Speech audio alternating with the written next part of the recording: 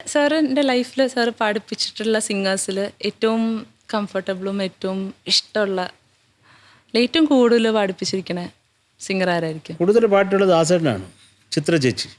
ഇവരാണ് ഏറ്റവും കൂടുതൽ പാടുന്നത്. പുതിയ ആളുകൾ നോക്കിയാൽ ഞാൻ പാടിപ്പിച്ചിട്ടുള്ള എല്ലാവരെയും എനിക്കിഷ്ടമാണ്.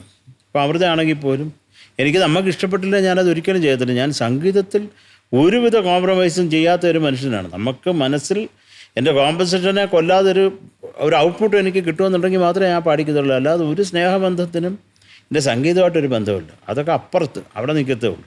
പാട്ട് എനിക്ക് ഇഷ്ടമായെങ്കിൽ മാത്രമേ ഞാൻ പാടിക്കത്തുള്ളൂ. സാർ അപ്പം ഒരു പാട്ട് കമ്പോസ് ചെയ്യുമ്പോൾ സാറിന് അപ്പം തന്നെ ഇതാരെ കൊണ്ട് പാടിപ്പിക്കണം അങ്ങനെയൊക്കെയുള്ള കമ്പോസിങ് കഴിഞ്ഞതിന് ശേഷം തോന്നും. അല്ല, ഞാൻ ഒരാളെ മനസ്സിൽ വെച്ചിട്ട് ചെയ്യാറില്ല. ആ സിറ്റുവേഷൻ എന്താണ് ഡിമാൻഡ് ചെയ്യുന്നത്, അതൊരു ട്യൂണായി കഴിയുമ്പോൾ ഇത് ഇന്ന ആൾ പാടിയാൽ നന്നായിരിക്കും, അത് കൊള്ളാം. ഇപ്പോൾ രമ്യാ നമ്പീശൻ ഒരു ഉദാഹരണം. എനിങ്ങനെ അടിച്ചത് ആരെ കൊണ്ട് പാടിക്കുന്നത്. അപ്പോൾ ഒരു ഡിഫറെൻ്റായിട്ടൊരു ടോണുള്ള ആളിപ്പോൾ എനിക്ക് പണ്ടെങ്ങാണ്ട് സ്റ്റാർ സിംഗറിന് രമ്യ വന്നപ്പോൾ ആ കഴിക്കുന്ന സ്ഥലത്ത് അവിടെ നിന്ന് വേണമെന്നാണ്ട് പാടിയത് കേട്ടിട്ട് പാടിയപ്പോൾ എനിക്കൊരു ഇൻട്രസ്റ്റ് തോന്നി. ടോൺ ഒരു ഡിഫറെൻറ്റ് ടോൺ. ഞാൻ രമ്യ സംഗീതം പഠിച്ചിട്ടുണ്ട്, പണ്ട് പഠിച്ചിരുന്നു, ഇപ്പോൾ ഇല്ല, ഇപ്പം തട്ടിച്ചിരുന്ന് നടക്കുന്നു എന്നൊക്കെ പറഞ്ഞു. അപ്പോൾ അതെൻ്റെ മനസ്സിൽ കിടന്നു. കുറേ വർഷങ്ങൾക്ക് ശേഷമാണ് ഈ ഫിലിമിന് വിളിക്കുന്നതും ഞാൻ പാടിക്കുന്നത്. അപ്പോൾ അത് മനസ്സിൽ തോന്നുന്ന ചില കാര്യങ്ങളങ്ങ് ചെയ്യും, അത്രേ ഉള്ളൂ. ആണ്ടേലുണ്ടേ രമ്യയുടെ പഴയ സമയത്തുണ്ടായിരുന്ന ഒരു കമ്പോസിങ് അല്ലെങ്കിൽ മ്യൂസിക് മേക്കിംഗ് പ്രൊസീജിയറും ഇപ്പോഴത്തെ ഒരു രണ്ട് സമയത്തും സാറ് ഉള്ള ആളല്ലേ. അപ്പോൾ സാറിന് അതെങ്ങനെയാണ് അതിൻ്റെ ഒരു ഡിഫറൻസ്?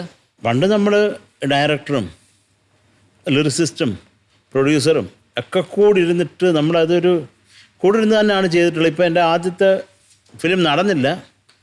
ആ ഫിലിം ചെയ്യുമ്പോൾ കൈതപ്രാണാച്ചി കൂടെ ഉണ്ടായിരുന്നു. ഞങ്ങളെല്ലാം കൂടി ഒരുമിച്ചിരുന്ന് ചെയ്തതാണ്. അപ്പോൾ ആ പടം നടക്കാതെ പോയി. അതിലെ 2 പാട്ടാണ് നമ്മുടെ ക്ഷണക്കത്ത് എന്നുള്ള സിനിമ രാജീവേട്ടൻ ചെയ്തപ്പോൾ ഇങ്ങോട്ട് എടുത്തത്.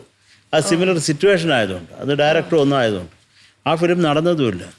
ആരാഗം, അത് ആകാശദീപം, ഇത് 2 പാട്ടും അതിന് ചെയ്തതാണ്.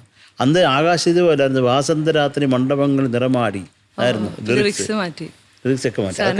ലിറിക്സ് മാറ്റാൻ പാടുന്ന എളുപ്പമാണല്ലോ. സാർ ഇങ്ങനെ സാർ ഈ ഒരു എനർജി ഇങ്ങനെ കീപ്പ് ചെയ്യണേ എപ്പോഴും? അല്ല, ഞാനെപ്പോഴും കൂളാണ്. നമ്മളിങ്ങനെ ടെൻഷൻസൊക്കെ ആലോചിച്ചാൽ നമ്മൾ വിഷമിച്ച് ആകെ ബോറായിപ്പോകും.